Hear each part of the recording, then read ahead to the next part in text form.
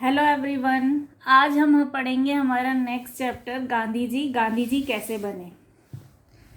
क्या तुम एक ऐसे गांधी जी की कल्पना कर सकते हो जिन्होंने कुर्ता पजामा पहन रखा हो, जिनके पाँव में चप्पल और सर पर खूब सारे बाल और उन पर गांधी टोपी हो, और जिन्होंने बच्चों के स्कूल बैग की तरह गले में झोला टांग रखा हो।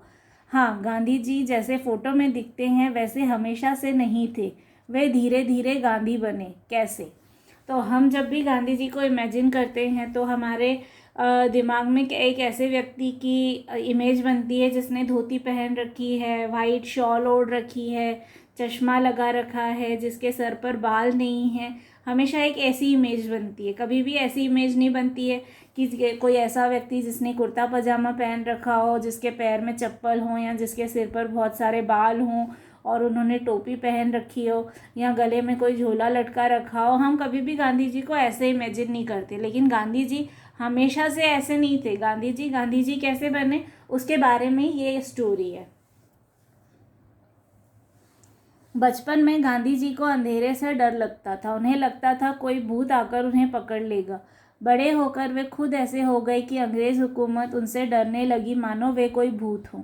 जब उन्हें काठियावाड़ हाई स्कूल में पहली कक्षा में भर्ती कराया गया तब उनकी उम्र थी 11 साल, और उन्हें जो विषय पढ़ाए जाते थे वे थे इतिहास, भूगोल, गणित और अंग्रेजी। स्कूल की फीस थी 8 आने प्रति माह, यानी 50 पैसे हर महीने। पहली परीक्षा में गांधी जी 34 बच्चों में से 32वें स्थान पर रहे और 2 विषयों में तो उन्हें 0 मिला। तो गांधी जी को बचपन में ना अंधेरे से बहुत डर लगता था, उनको भूत से बहुत डर लगता था, और बाद में बड़े होकर तो वो इतने पावरफुल हो गए थे कि अंग्रेज हुकूमत ही उनसे पूरी डरने लग गई थी।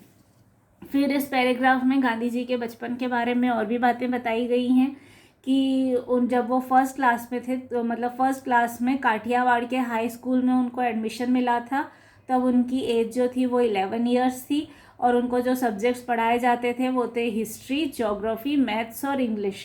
और उनकी क्लास में 32 स्टूडेंट्स थे। तो जब एग्ज़ाम हुई थी तो गांधी जी जो हैं वो उनकी क्लास में 34 स्टूडेंट्स थे और गांधी जी जो हैं वो 32nd पोजीशन पे आए थे, और 2 सब्जेक्ट्स में तो उनको 0 मिला था। और उनकी स्कूल की फ़ीस जो थी वो 8 आने होती थी हर वर्ष। 8 आने मतलब 1 रुपये से भी आधा, 50 पैसे। इंग्लैंड पढ़ने गए तो उनके लिए खूब सारे कपड़े सिलवाए गए। दक्षिण अफ्रीका में कुर्ता धोती पहनने लगे, और भारत आए तो एक बार मदुरै भाषण देने गए। वहाँ एक औरत को देखा जो तालाब में अपनी धोती धो रही थी। लेकिन कैसे? आधी पहनती थी और बाकी आधी धोती थी, फिर धुली हुई को पहन लेती थी और शेष को धोती थी। उनकी हालत देखकर गांधी जी भीतर तक हिल गए, और बस उसी समय उन्होंने फैसला कर लिया कि अब सिर्फ धोती ही पहनूंगा। बाद में गोलमेज सम्मेलन के लिए लंदन गए। वहाँ तो खूब सर्दी पड़ती है। तो वहाँ के बच्चे पूछते थे, बाबा तुम्हारी पतलून कहाँ गई? गांधी जी ने उन्हें कोई जवाब नहीं देते थे, बस हंस कर रह जाते थे। लेकिन जब रानी से मिलने गए तो रानी के दरबार में ऐसे जाना तो अदब कायदे के खिलाफ था। तो किसी ने पूछा कि इतने कम कपड़ों में दरबार में कैसे जाओगे? तो बोले, फिक्र मत करो, तुम्हारे राजा ने हम दोनों के बराबर कपड़े अकेले ही पहन रखे होंगे। तो बाद में जब गांधी जी पढ़ने के लिए इंग्लैंड गए थे, उनकी एजुकेशन जो हुई थी वो इंग्लैंड से हुई थी। तो जब वो इंग्लैंड जा रहे थे तो उनके लिए बहुत सारे कपड़े सिलवाए गए थे। फिर दक्षिण अफ्रीका गए थे, वो साउथ अफ्रीका, तो वहाँ पर वो कुर्ता पजामा पहनने लगे थे। फिर जब भारत आए तो एक बार वो मदुरई में भाषण देने गए थे, तो वहाँ पर उन्होंने एक तालाब में एक औरत को देखा जो कि अपनी साड़ी धो रही थी, और वो उसके पास दूसरी साड़ी नहीं थी पहनने के लिए, तो वो आधी साड़ी उसने लपेट रखी थी और बाकी आधी साड़ी वो धो रही थी। फिर उसके बाद वो धुली हुई साड़ी लपेट के और फिर बाकी आधी साड़ी धोकर और वो पहनती थी। तो वो उसको देखकर गांधी जी को बहुत ही एकदम दया आई कि हमारे देश में कितनी भूखमरी है, रिसोर्सेज की कितनी कमी है। तो उन्होंने ये डिसाइड कर लिया कि अब से वो सिर्फ बस एक ही धोती पहनेंगे। फिर बाद में जब वो गोलमेज सम्मेलन हुआ था लंदन में, उसके लिए वो लंदन गए थे। तो लंदन में तो बहुत ज़्यादा विंटर सीजन होता है, तो बहुत ठंड पड़ती है। तो वहाँ के बच्चे उनसे पूछते थे कि आपकी पैंट कहाँ है? पतलून मतलब पैंट। तो आपकी पैंट्स कहाँ हैं? तो वो बोल देते थे वो कुछ भी जवाब नहीं देते थे। फिर किसी ने उनसे पूछा कि आप रानी के दरबार में ऐसे कैसे जाओगे, वहाँ तो रूल्स रेगुलेशंस फॉलो करने पड़ते हैं। तो वो हंसकर बोल देते थे कि तुम्हारे राजा ने हम दोनों के जितने कपड़े पहन तो रखे हैं, तो फिर मुझे क्यों ज़्यादा कपड़े पहनने की ज़रूरत है। गांधी जी लिखते थे एक बढ़िया पेन से। वह पेन एक दिन चोरी हो गया। लिखने बैठे और देखा कि पेन तो है ही नहीं। उसी समय एक बच्चे ने अपनी पेंसिल दे दी कि लो बाबा, इससे लिख लो। उन्होंने लिखकर देखा कि अरे वाह, इससे तो अच्छा लिखा जाता है और स्याही वगैरह भरने का झंझट भी नहीं। तो तय कर लिया कि अब पेंसिल से ही लिखेंगे। और पेंसिल से उन्होंने पहली चिट्ठी कैसे लिखी जानते हो? किसे लिखी जानते हो? भारत के वायसराय को। तो गांधी जी जब भी कुछ लिखा करते थे ना, उनके पास एक बहुत ही बढ़िया पेन था, बहुत ही महंगा वाला पेन था। तो एक दिन वो पेन उनका चोरी हो गया। तो जब वो लिखने के लिए बैठे तो उन्होंने देखा कि पेन तो वहाँ पे है ही नहीं। तो फिर एक बच्चे ने उनको अपनी पेंसिल दे दी कि लो बाबा, आप तो इससे लिख लो। तो उन्होंने जब पेंसिल से लिखा तो उनको बहुत अच्छा लगा कि अरे, इसमें तो इंक भी नहीं भरनी पड़ती है।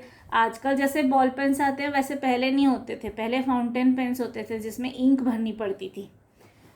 तो उन्होंने सोचा कि अरे, इसमें तो इंक भरने की भी ज़रूरत नहीं है। तो फिर डिसाइड कर लिया कि अब वो इसी पेंसिल से ही लिखा करेंगे।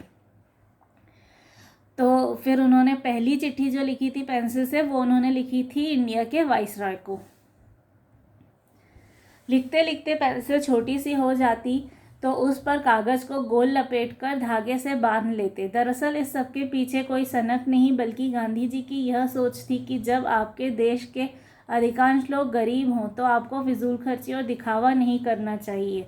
अगर आप सचमुच अपने देश और देशवासियों से प्यार करते हैं तो आपको कम से कम में काम चलाना चाहिए और सादगी का महत्व समझना चाहिए। आप बड़े बनेंगे और कहलाएंगे अपने विचारों से और अपने काम से, न कि अपने कपड़ों से। एक बार तो उनकी प्रार्थना सभा में कुछ अमीर आदमी सज धज कर आए तो गांधी जी ने उन्हें डांट दिया। जैन धर्म में भी अपरिग्रह पर काफ़ी जोर दिया जाता है। अपरिग्रह यानी फालतू की चीज़ें जमा मत करो। बस गांधी जी को तो जहाँ भी कुछ अच्छा लगा अपना लेते थे, तो उन्होंने अपरिग्रह को भी अपना लिया।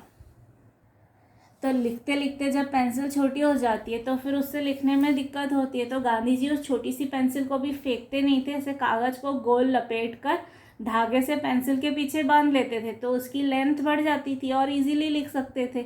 क्योंकि गांधी जी ये मानते थे कि अगर हमारे देश में जितनी पावर्टी है, रिसोर्सेज की जितनी कमी है, तो हमको फालतू की फिजूल खर्ची और दिखावा नहीं करना चाहिए। अगर हम अपने देश से और देशवासियों से प्यार करते हैं तो हमें कम से कम रिसोर्सेस में अपना काम चलाना चाहिए।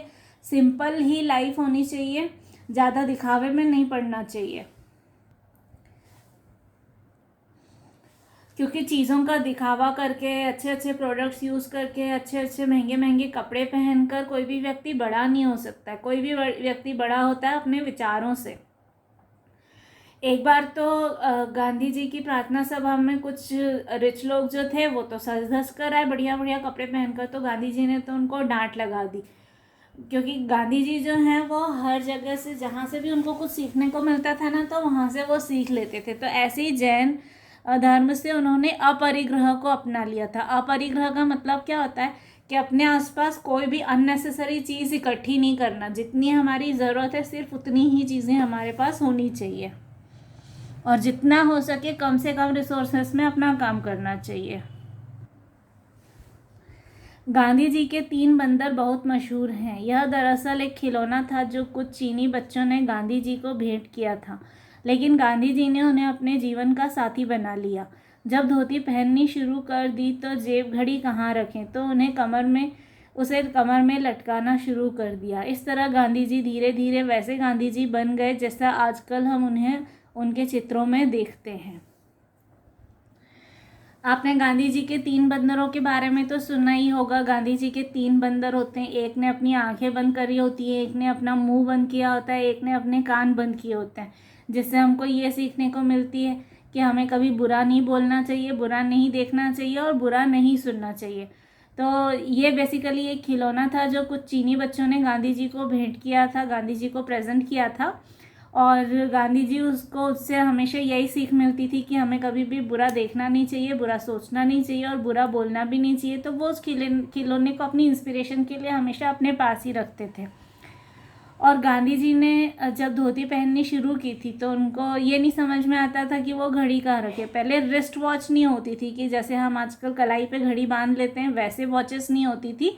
ऐसे चेन में लगी हुई वॉच होती थी जिसको लोग पॉकेट में रखा करते थे। तो अब उनके पास पॉकेट तो थी नहीं क्योंकि वो धोती पहनने लगे थे। तो उनको ये नहीं समझ में आया कि वो घड़ी कहाँ रखें, तो उन्होंने उसको कमर में लटकाना शुरू कर दिया।